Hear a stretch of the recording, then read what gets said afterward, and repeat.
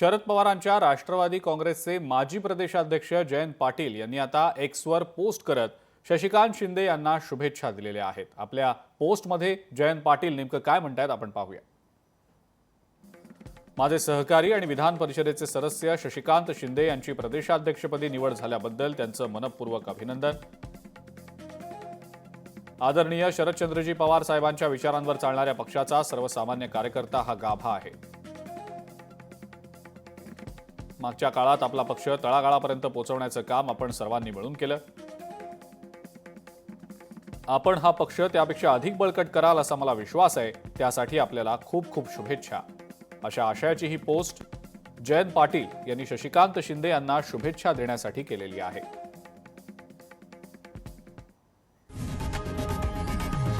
लोकशाही मराठी ऐका, पहा, जागरूक रहा।